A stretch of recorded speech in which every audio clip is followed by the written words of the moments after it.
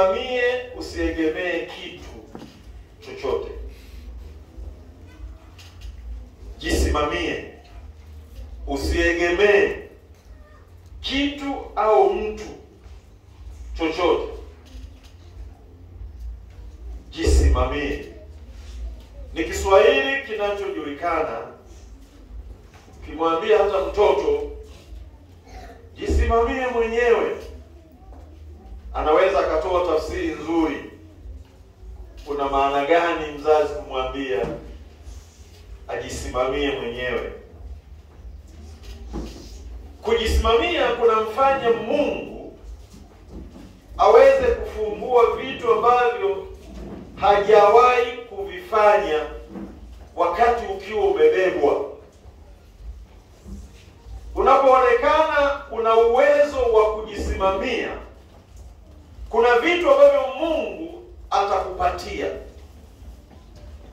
Lakini kama muda wote ni mtu wa kubebwa tu, kuna vitu ambavyo Mungu hataviachilia kwako. Anahitaji akuone upo katika uwezo wa kujisimamia. Binti, jisimamie. Kijana, jisimamie. Baba, jisimamie mwenyewe. Mama, jisimamie. Usiende kanisani kwa sababu tu mume wako, mzazi wako, rafiki yako anakwenda kanisani, ndio sasa unakwenda kanisani. Kwa hiyo asipokwenda, basi maana yake hata kikao wiki 2-3 hautaenda, maana hajaenda kanisani. Wewe maana yake hujisimamii.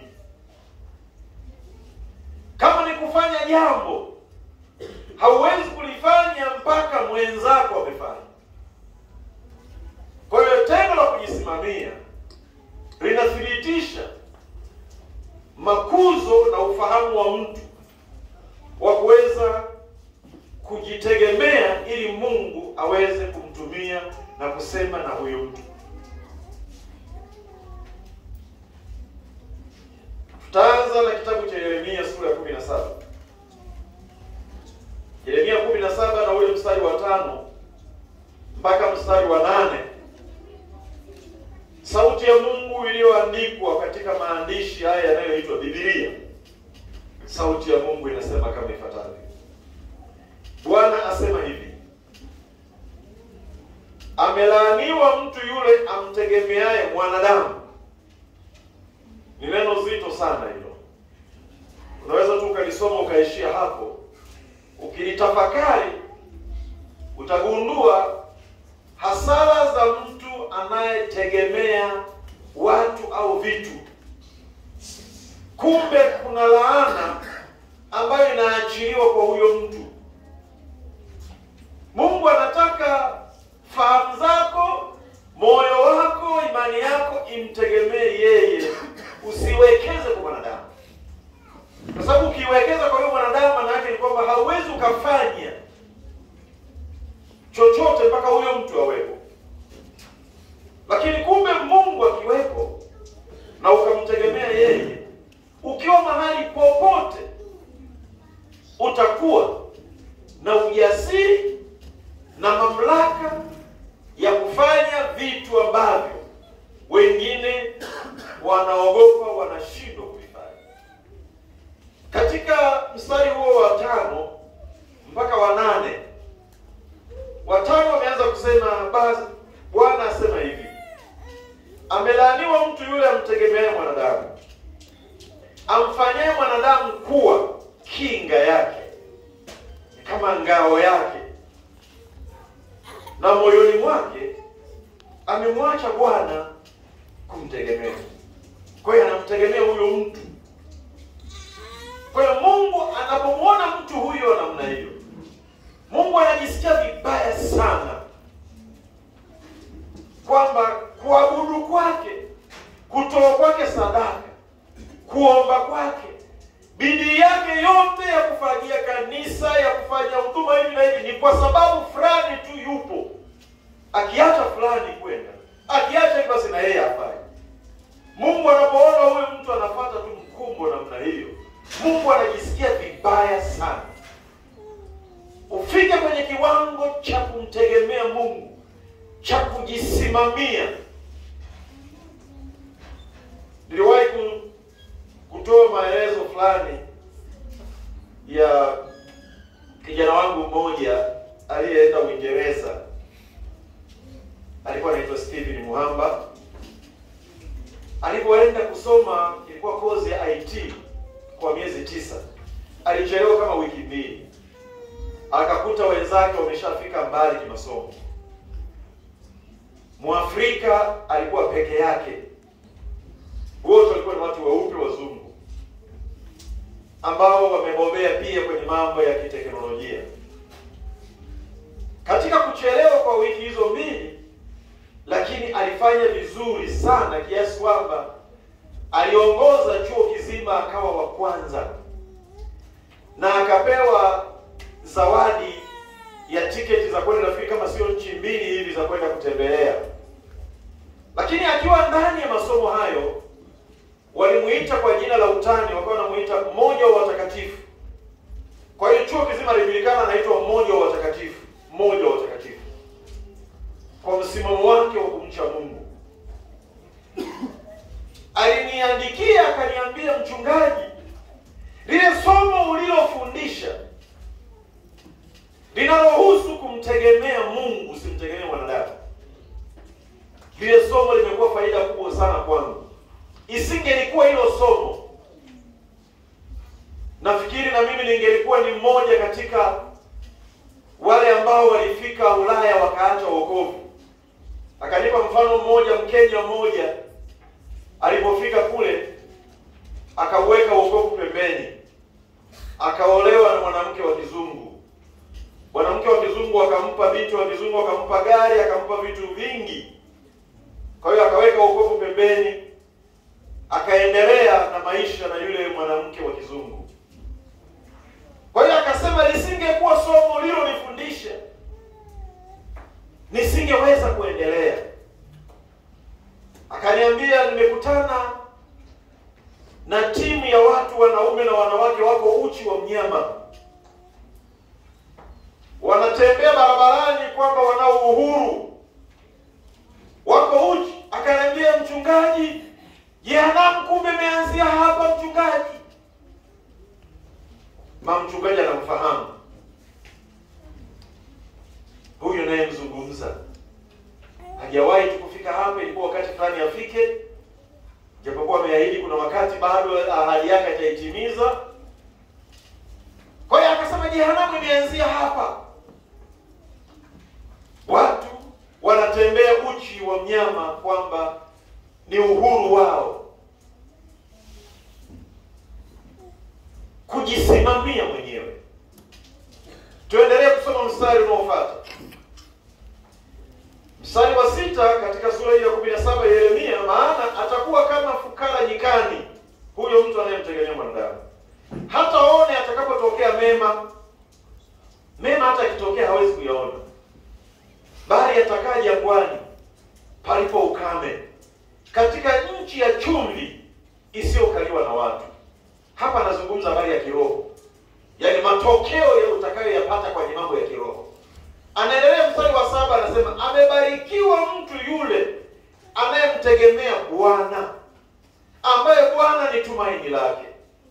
Maana atakuwa kama mti uliopandwa kando ya maji, uenezao mizizi yake karibu na mto. Hautaona hofu wakati wa hali ujapo, bali jani lake litakuwa bichi, wala hautahangaika wa mwaka wa uchache wa mvua, wala hata hautaacha kuzaa matunda. Kwa nini? Amepandwa kando ya mto, mizizi yake iko ndani ya maji. Ndio maana jani linakuwa bichi wakati wote, matunda yanakuwepo msimu wote, anazaa msimu wote wanaokuzaa tu. Anazungumza habari za kiroho, anatupa mifano ya vitu vya kimwili vinavyoleta uzao, vinavyoleta faida kwa mtu. Kwa hiyo hapa anazungumza habari za kiroho, jinsi gani mwanadamu anayemtegemea Mungu atakavyofanikiwa.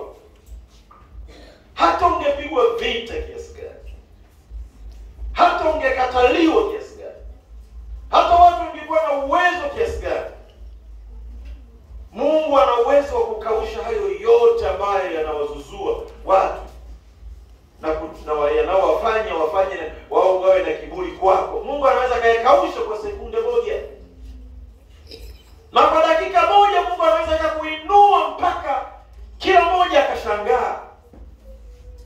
Mfikirie kijana Yusufu. Yusufu amefungwa gerezani akiwa katika kumcha Mungu, amesingiziwa, kafungwa gerezani, kakaa gerezani miaka 13. Nani ambaye anajaribu hapa ambalo limedumu miaka 13? Kama upo basi mwenzako yupo, anaitwa Yusufu. Alipoinuliwa kutoka kwenye hilo jaribu, alikwenda kuwa kiongozi mkuu wa nchi, makamu wa rais. Ndio unajua taifa la Misri ndio taifa la kwanza lililotawala ulimwengu kama dola. Ndio ilikuwa dola ya kwanza. Ndio zikafuata kina dola, kina Ashuru, kina Babeli, kina Yunani, sio Rumi. Lakini dola ya kwanza kabisa kuanza kutengeneza utawala kama dola ni Misri. Sasa Yusufu alitawala katika ulimwengu huo. Lakini alitoka wapi? Alitoka chini kabisa, mahali ambapo pakudharauliwa. Mtu ambaye alikuwa ni house boy, kazi yake ni kufanya shughuli tu za kukata nyasi kwa ajili ya mifugo, za kufanya kazi za ndani. Alikuwa ni house boy, mfanyakazi wa ndani, na ametoka huko kwenye ufanyakazi huo akapelekwa gerezani. Anatoka gerezani, hana hata elimu ya chuo kikuu, sio cha PhD na nini, anakwenda kuwa kiongozi mkubwa. Kwa nini? Kwa sababu ya kumtegemea Mungu. Kumtegemea Mungu ni siri kubwa sana. Watu wanasoma, watu wanafanya miradi mbalimbali, ni kwa sababu wanajua kuna ndugu yake yupo wizarani, ndugu yake yuko pale wilayani, pale mkoani. Akihamishwa, akiondolewa kazi, basi unakuta yule mtu anapumua, sasa basi kibarua changu kimeota nyasi, anaondoka. Kwa sababu moyo wake amemtegemea, ameweka pale. Hana ufahamu ya kwamba kutembea kwangu, kuishi kwangu, matokeo yanayotokea yameratibiwa, yako katika Mungu, ili aweze kujiachilia kwa kumtumikia Mungu. Amejenga fikra zake na fahamu zake kwa binadamu. Mwingine ni mjomba wake, mwingine ni baba yake mzazi. Usimtegemee mwanadamu na kumfanya kuwa kinga na kujiachia kuona kwamba sasa hapa nitakula maema ya nchi. Kibao kikipinduka, kilio kitakuwa maradufu ya vile ambavyo ulikuwa unaviona kama ni faida. Moja kwa moja tuende kwenye Ezekiel. Ezekiel sura ile ya 2. Hapo ndipo mahali penye msingi mkubwa wa somo letu au wa kitu chetu cha somo. Ezekiel sura ya 2. Anasema, tunasoma sura nzima, ina mistari michache kama 10 tu, na tutaingia sura ya 3 na yenyewe tutasoma mistari kama 11 kwanza mpaka 11. Kwa hiyo mistari hii ni sauti ya Mungu kwetu, kwa kila mmoja ambaye amewekeza moyo wake na imani yake na ufahamu wake kumcha Mungu kwa maana ya kwenda mbinguni. Ukiwa na msimamo wa ufahamu huu, utaweza kudumu vizuri sana. Namkumbuka kijana mmoja aliyopokea pale Tabora. alikuwa anaitwa Erasto, akiwa form 3. Kijana huyu alipookoka kipindi ambacho ndio alikuwa likizo. Amekuja likizo, alikuwa anasoma Zanzibar. Miaka ya nyuma huko sana. Ilikuwa kati ya mwaka 82 na 3 kama sikosei. Kwa hiyo kipindi hicho Zanzibar sio kama iliyoko Zanzibar ya leo. Hapakuwa na makanisa. Anasema kwenye sekondari aliyokuwa anasoma, baada ya kuwa ameokoka, ameongozwa sala ya toba pale kwenye mkutano, ulikuwa mkutano mkubwa wa Moses Kulola. Likizo yake imeisha ya mwezi, akiwa na wokovu wa mwezi mmoja. Hajui hata kufungua maandiko ya Biblia, bado ni mchanga. Likizo imeisha, sasa anatakiwa arudi kwenda shuleni. Akiwa form 3 akamalize na form 4 yake. Anasema aliporudi hakuna kanisa. Ikifika Jumapili alikuwa, maana sasa ameongoka, ni mshirika mchanga. Ikifika Jumapili anachukua Biblia yake, anakwenda pembezoni mwa bahari. Hii bahari ya Hindi ambayo ndio imezunguka hapo. Anakwenda baharini pembezoni kwenye ule mchanga, anakaa kule asubuhi mpaka linazama. Kule anafanya kazi, anasoma tu Biblia, anaomba peke yake. Hana mchungaji, hana mzee wa kanisa, hana shemasi, hana jirani, kwamba kuna jirani tutiana moyo tufanye hata ibada ya pamoja ya wawili. Yuko peke yake, ameokoka. Kwa sababu moyo wake ameweka kumtegemea Mungu, ameamua katika uchanga huo. Hakurudi nyuma. Mpaka leo anaendelea kumpenda Yesu. Ni mwalimu sasa. Baada ya kumaliza na kuingia chuo na nini, yuko kule Sengerema. Anaendelea kufundisha. Ni mwalimu. Kwa nini? Kwa sababu alimtegemea Mungu. Ukisimama kwa miguu yako mwenyewe bila kusimama kwa miguu ya mtu mwingine, utaona jinsi Mungu atakavyojitokeza kwenye maisha yako. Kuna vitu ambavyo hautavipata mpaka ufikie mahali pa ufahamu wa kujiamini, kuanza kujisimamia kwa miguu yako mwenyewe. Ezekieli sura ya 2 mstari wa 1 na kuendelea. Sauti ya Mungu inasema nasi kama ifuatavyo. Akaniambia, mwanadamu, simama kwa miguu yako, nami nitasema nawe. Naona simama kwa miguu yako, nami nitasema nawe. Ina maana usiposimama kwa miguu yako, siwezi kusema na wewe. Kwa hiyo Mungu anamuita huyo mwanadamu. Anamwambia simama kwa miguu yako ili aseme. Sasa angalia aliposimama, nini kilifuata? Mstari unaofuata anasema, naye aliposema nami, roho ikaniingia, ikanisimamisha. Nikamsikia yeye aliyesema nami. Akaniambia, mwanadamu, na kutuma kwa wana wa Israeli, kwa mataifa wanaoasi, walioniasi mimi. Wao na baba zao wamekosa juu yangu. Naam, hata hivi leo. Na wana wao wa hao wana nyuso zisizo na haya, na mioyo yao ni migumu. Mioyo ni migumu. Mimi nakutuma kwa hao, nao utawaambia Bwana Mungu asema hivi. Unaona, mioyo ni migumu. Hawataki kusikia neno la Mungu, wakiambiwa ni wapinzani na nini, lakini Mungu anasema nakutuma wewe, kawaambie tu, hata kama ni wabishi, hata kama hawataki kusikia. Wewe sema. Mstari unaofuata anasema nao kwamba watasikia au kwamba hawataki kusikia, maana ndiyo nyumba ya kuasi hao. Hata hivyo watajua ya kuwa nabii alikuwepo miongoni mwao.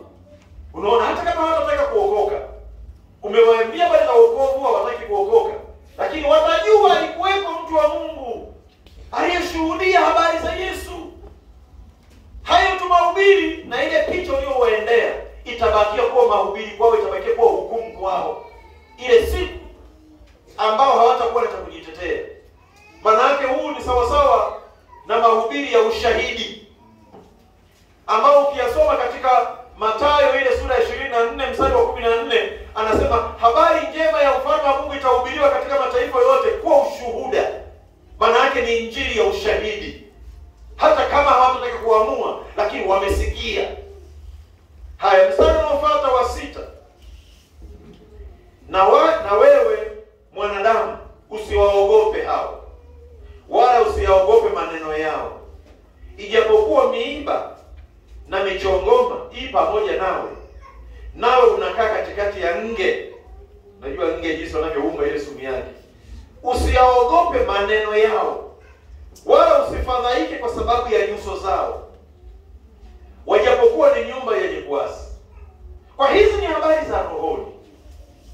Jinsi gani unavyofanya kazi ya ushuhudiaji, mambo gani utakutana nayo. Kuna watu watakubeza, kuna watu watakumwagia uchafu, kuna watu watatukana. Anasema usiogope, wala usiache kueleza habari za Yesu kwa watu. Ni wajibu umepewa. Tumika tu. Mstari wa 7 anasema nawe utawaambia maneno yangu kwamba watasikia au kwamba hawataki kusikia, maana hao ni wanaasi sana. Madhambi wanaotenda mara nyingine ni sana. Ni makahaba sana, ni walevi sana, ni majambazi sana. Maana yake wamefungwa na dhambi sana, hawaelewi kitu. Lakini wewe usiache kuambia. Wewe waambie tu. Useme mbona wako chakari namna hii. Wewe waambie Mungu amesema nini akutuma. Mstari wa 8 anasema bali wewe mwanadamu sikia neno hili ninalokuambia. Usiwe wewe mwenye kuasi kama nyumba ile yenye kuasi. Funua kinywa chako ule nikupacho. Sikiliza chakula hicho ambacho unaambiwa fungua kinywa ule. Anasema nami nilipotazama mkono ulinyoshwa kunielekea, na tazama gombo la chuo lilikuwa ndani yake, akalikunjua mbele yangu. Nalo lilikuwa limeandikwa ndani na nje. Ndani yake yalikuwa yameandikwa maombolezo na vilio na ole. Akaniambia, mwanadamu, kula uonacho. Kula gombo hili, kula gombo. Kisha enenda ukaseme na wana wa Israeli. Ukishakula halafu uende ukaseme nao. Basi nikafunua kinywa changu, naye akanilisha lile gombo. Akaniambia, mwanadamu, lisha tumbo lako, ulijaze tumbo lako kwa hili gombo nikupalo. Ndipo nikalila, nalo kinywani mwangu lilikuwa tamu kama utamu wa asali. Maana yake nini? Gombo ni nini? Gombo ni Biblia. Kula maneno ya Mungu, kula mafundisho, kula gombo la chuo. Ndani yake kwenye hilo gombo lina maombolezo, kuna kila ambacho utamhubiri mwanadamu, vyote viko humo ndani. Anasema viko humo ndani, utaelewa nini cha kuhubiri. Halafu anasema nenda ukaseme nao. Anaendelea mstari unaofuata, sura ya 3 hiyo mstari wa 4 tumefika. Anasema akaniambia, mwanadamu, haya waendee wana wa Israeli ukawaambie maneno yangu, maana wewe hukutumwa kwa watu wa maneno mageni ama kwa lugha ngumu, bali kwa nyumba ya Israeli. Ana maana ya kwamba haujautumwa Uingereza, kwa maana utasema kwamba mbona sijui kutafsiri. Haujautumwa kwenda labda Zambia, labda hujui Kibemba, labda uko Rwanda, sio Afrika Kusini. Anasema sijakutuma kwa watu wa lugha ngumu, kwa maneno ambayo hayajulikani. Nimekutuma kwa watu wa lugha yako, wanaojua Kiswahili, wanajua lugha yako. Utawaambia, watakusikia. Hauhitaji mtafsiri. Ndio maana yake. Tuendelee mstari unaofuata. Anasema mstari wa 6. Si kwa watu wa kabila nyingi wenye maneno mageni na lugha ngumu, ambao huwezi kufahamu maneno yao. Bila shaka kama ningekutuma kwa hao, wangekusikiliza. Bali nyumba ya Israeli watasikiliza wewe. Yaani nakutuma hata kwa watu ambao kabisa najua kama hao ni wabishi wagumu, lakini nenda tukawaambie ili hata hiyo ushuhuda kwa kwamba walihubiriwa wakakataa. Usiseme tu wewe nenda, kwa kuwa hawanisikilizi mimi. Maana nyumba yote ya Israeli wana na mioyo yenye ukaidi. Tazama, nimeufanya uso wako kuwa mgumu juu ya nyuso zao, na kipaji cha uso chako kuwa kigumu juu ya vipaji vya nyuso vyao. Kama almasi ilivyo ngumu kuliko gumegume, ndivyo nilivyokifanya kipaji chako. Usiwaogope wala usifadhaike kwa sababu ya nyuso zao, wajapokuwa ni nyumba ya kuasi. Tena akaniambia, mwanadamu, maneno yangu yote nitakayokuambia yapokee moyoni mwako na kuyasikia kwa masikio yako.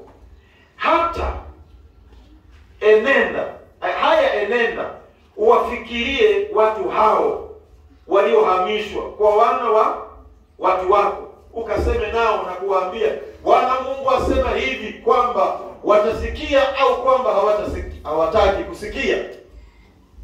Mstari wa 18 na 19. Mstari wa 18 na 19 anasema, nimwambiapo mtu mbaya, hakika utakufa, na wewe usimpe maonyo, wala usemi na huyo mtu mbaya, ili kumuonya kusudi aache njia yake mbaya na kujiokoa roho yake. Mtu huyo mbaya atakufa katika uovu wake, lakini damu yake nitaitaka mkononi mwako. Kwa nini? Kwa sababu hujamshuhudia. Lakini ukimuonya mtu mbaya, wala yeye haachi ubaya wake wala njia yake mbaya, atakufa katika uovu wake, bali wewe umejiokoa roho yako. Hapa ndipo mahali penye kisa kikubwa sana cha kueleza habari za Yesu kwa watu, kwamba damu ya wale watu isiwe juu yako. Mungu anapokuokoa, maana yake ni kwamba hajakuweka uwe pambo la dunia. Amekuweka kuwa mtendakazi pamoja naye katika shamba lake. Yesu alipokuja kutafuta na kuokoa kilichopotea, akakupata wewe na mimi. Siku alipokuwa anaondoka sasa, baada ya kuteswa, kufa na kufufuka, siku alipokuwa anaondoka, alizungumza maneno mazito sana, yaliyobeba maudhui yake yote ya kuja duniani kumtafuta mwanadamu. Alisema maneno haya wakati amepaa. Wanafunzi wanamtazama, wanashangaa jinsi alivyoondoka. Malaika wakatokea, wakawaambia wale watu, jinsi alivyoondoka ndivyo atakavyorudi. Yeye mwenyewe Yesu alisemaje wakati anaondoka, wakati wanashangaa? Alisema maneno haya, enendeni ulimwenguni mwote mkahubiri Injili kwa kila kiumbe. Aaminie na kubatizwa ataokoka, asiamini atahukumiwa. Na ishara hizi zitafuatana na hao waaminio: kwa jina langu watatoa pepo, watasema kwa lugha mpya, hata wangetegewa kitu cha kufisha cha kuua, sumu hiyo haitawadhuru, itayeyuka. Nao wataweka mikono juu ya wagonjwa, nao watapata afya. Baada ya kusema maneno haya na kupaa, Biblia inasema katika hiyo Marko 16 na ule mstari 15 mpaka 20, wakatoka pale pale waliposikia na maneno haya na sauti hiyo. Biblia inasema kwamba wakaanza kuingia nyumba kwa nyumba. Bwana akatenda kazi pamoja nao, akilithibitisha lile neno walilokuwa wanalisema. Akisema Yesu anaokoa, anaokoa. Yesu anaponya, wanapokea uponyaji. Kwa hiyo ishara zilitegemea watasema nini. Unapokwenda kushuhudia, unamkuta mgonjwa, unamkuta mtu hana kazi, ana mahitaji fulani, usimwache hata kama bado hajaamua kuokoka. Wewe muombe tu Mungu, nimefika kwa huyo mtu anahitaji kazi, naomba Mungu mtendee muujiza ili ajue ni wewe umefanya, halafu ondoka. Utashangaa baada ya siku 2-3 na namba yako ya simu na wasiliana, bwana nimeondoka tu, nimeitwa mtu, yaani bwana nimepata kazi. Yule mtu atampa Yesu maisha yake, atajua nguvu ya maombi. Kwa sababu Yesu hakuwalazimisha watu kwamba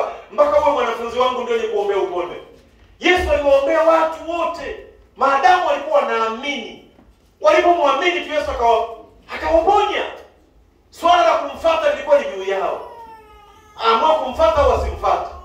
Swala la kuamua kuokoka, mtu kama ameokoka na jehanamu ni juu yake. Lakini huwezi kumlazimisha kama siwezi kukuombea mpaka uokoke. Siwezi hivi na wewe muombee hitaji iwe la magonjwa, liwe la mahitaji yote wewe muombee. Akikutana na nguvu ya Mungu, atajua uzuri wa Yesu ni nini. Atajua uzuri wa Yesu. Usiache kuihubiri Injili. Watakao kutukana, watakao kataa, wewe umeshatimiza wajibu. Umeshanawa. Hata kama yule mtu akifa, damu yake itakuwa juu yake, maana Mungu ametuma mjumbe kwake, alafu amemkataa. Wewe hautadaiwa. Lakini ukikaa ukunje mikono usiende kwamba wale wagumu sana. Wale hawawezi kuamua, wale wagumu sana. Tena mwingine anakwenda akienda kushuhudia, anakutana na mtu anasema, bwana mimi Muislamu ya mimi Muislamu. Basi samahani. Anaomba msamaha, eti anaondoka. Eti kwa sababu ametaja dini yake kwamba yeye ni Muislamu. Kwa nini nikwambia Muislamu hataki kusikia habari za Yesu? Mtu akitaja dini yake, samahani. Mtu anaomba msamaha kabisa anaondoka. Watu wote wanatakiwa kusikia habari za Yesu. Haijalishi ni kiongozi wa nchi, sijui ni nani. Nilifurahi sana wakati Abiudi Mishori amehubiri na ametupa kwenye mitandao. Anasema ole wenu wachungaji, ole wenu maaskofu, mnaitwa kwa wakuu wa nchi, mnaitwa kwa viongozi wakubwa wa kiserikali. Mnafika pale, hamzungumzi, hamwakilishi chochote cha kimungu cha ukweli. Mnaishia tu kupewa bahasha na kula vyakula tu vya kifalme. Hukumu yenu ni kubwa mno. Mungu amewapa nafasi ya kusimama kwa wakubwa, kwa viongozi wakubwa, badala ya kuambia ukweli. Kama utekaji ni dhambi, mtakwenda jehanamu. Baada ya kuzungumza ukweli, kuzungumza, nyinyi mnaishia kula vyakula vyao na kupewa bahasha za zawadi na nini, mnaondoka. Hamuusemi ukweli wa kimungu. Wewe ni mtumishi wa Mungu, nabii wa Mungu, sema ukweli popote. Hata kama ni kuuawa, acha uawe. Umeiponya nchi yako, umeisaidia nchi yako. Kwa hiyo tunapokwenda kushuhudia, tunawaeleza watu ukuu wa Mungu, jinsi Mungu anavyotaka watu watoke katika vifungo vya ulimwengu wa giza, waingie katika nuru ya ajabu. Upendo wa Mungu wa pekee ambao unapatikana kwa wale tu waliompokea Kristo kwa Mwokozi wao, watakuwa watoto wa Mungu, watakuwa marafiki wa Mungu. Fikiria, Mungu anamuita Ibrahim rafiki yangu. Yesu anamuita Yohana rafiki yangu. Unakuwa rafiki wa Mungu. Fikiria kiwango unachofikia mpaka Mungu akuite rafiki. Maana yake unaupendeza moyo wake. Kuna nguvu ya kimungu itendayo kazi ndani yako, ambayo ni ipi? Ni kutii maagizo na maelekezo ya kimungu bila kufuatwa, bila kukazaniwa. Sitoa taarifa hivi na hivi. Uko tayari kurejesha taarifa na maelezo yote ya utendaji kazi wako. Ndio maana anasema katika Waefeso sura ya 3 mstari wa 20, Mungu anasema ataachia matendo yake makuu kwako, hata yale ambayo hujawahi kuomba, hata yale ambayo hujawahi kufikiria. Yaani kuanza kufikiria hivi kuna hili, Mungu anasema atakubariki, kwa hiyo ataliachia na hilo lije kwako. Hata hujawahi kuomba, hujawahi kufikiria, lakini Mungu anakupa. Anasema kwa nini? Kwa sababu ya nguvu itendayo kazi ndani yako. Yaani ndani yako kuna nguvu ambayo Mungu akitazama anaona jinsi ulivyo rafiki yake. Jinsi ulivyo rafiki yake. Jinsi unavyoweza kutekeleza maelekezo yake. Kama ni mtoto kwenye familia, hauhitaji mpaka upangiwe kazi. Beki, fanya hivi na hivi. Haya, sifagie nyumba. Mbona kuna bado hujafanya hivi? Hausubiri. Unajijua mimi ni mtoto kwenye familia hii na hapa ni nyumbani. Unafanya majukumu yako ya kifamilia. Wote umeshafiagia huko, umeshadeki huko, umeshafanya mpaka mama anafika na shanga. Yaani mtoto anajituma. Mtoto mpaka mzazi anajisikia rafiki yake. Unakuwa rafiki ya mzazi wako kwa sababu unajituma. Unajua wajibu wako. Sio mtoto wengine anapangiwa jukumu la kufanya, ameshaona mzazi ametoka nje, amechomoka, amerudi nje, akiona anakuja ni basi nani ifanye kama anafanya. Huyo hajitambui. Huyo mtoto hajitambui, hajijui kabisa kwamba hapa ni nyumbani. Yeye yuko hapa anapaswa kuyafanya yote. Ndivyo tulivyo watoto wa Mungu. Yako mambo kanisa, ndani ya maisha, tunapaswa kuwajibika nayo. Jukumu la kuwaleta watu kwa Yesu ni ya agizo. Sio swala la kujisikia. Kwa mimi hata sijisikii kabisa. Ni swala la maagizo kwamba ni wajibu wangu. Ni wajibu wangu. Watu wanakunywa maji sio kwa sababu wana kiu tu, lakini anajua kwamba maji yana umuhimu gani mwilini.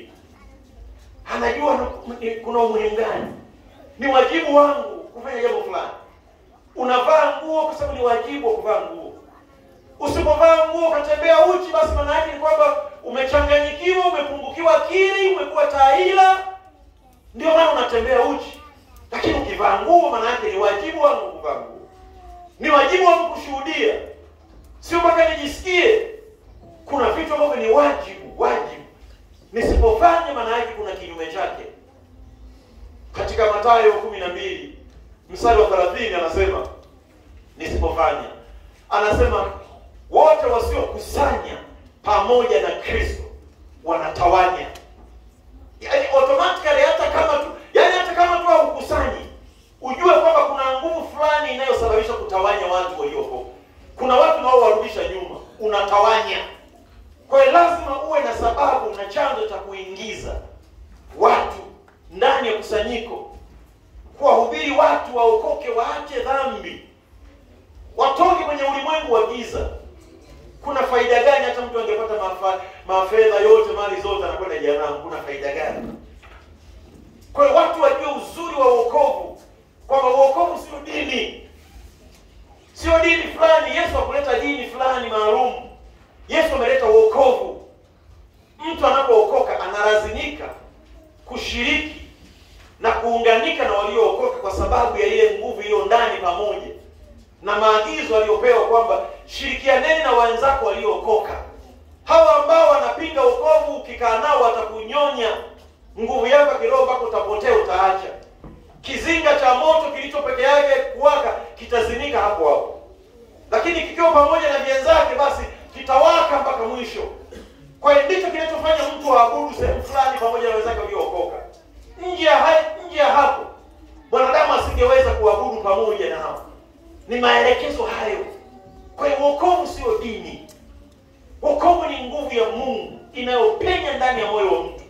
Akifungulia mlango tu, ile nguvu inaingia moyoni mwake. Funika macho yako sasa, tumshukuru Mungu kwa ajili ya chakula hiki ambacho kinasema kuhusu kujisimamia mwenyewe bila kutegemea kitu chochote. Kujisimamia. Wakati umefunika macho yako sasa, hebu nimuombe Mungu kwa ajili yako mahali ulipo. Wewe unayesema, mchungaji, niko tayari na mimi kuyakabidhi maisha yangu kwa Yesu. Kama hujaokoka, tumia nafasi hii muhimu sana. Unyoshe mkono mahali ulipo ili nikuombee na wewe kuanzia sasa upokee wokovu katika moyo wako. Utapata nguvu ya kushinda dhambi, nguvu ya kupambana na shetani na kumshinda katika chochote anachotafuta kukupotosha na kuondoa katika msingi imara. Wokovu ni nguvu ya Mungu. Haiuzwi katika dhehebu lolote. Haiuzwi katika duka lolote. Lakini ukiamua tu ukasema niko tayari na ukapata maombi maalum, wokovu huo unaingia moyoni mwako. Unapata nguvu ya kushinda dhambi tangu wakati huo. Wewe uliopo mahali hapo unaweza, mchungaji, niko tayari kuyakabidhi maisha yangu kwa Yesu. Leo niombee. Unapoomba maombi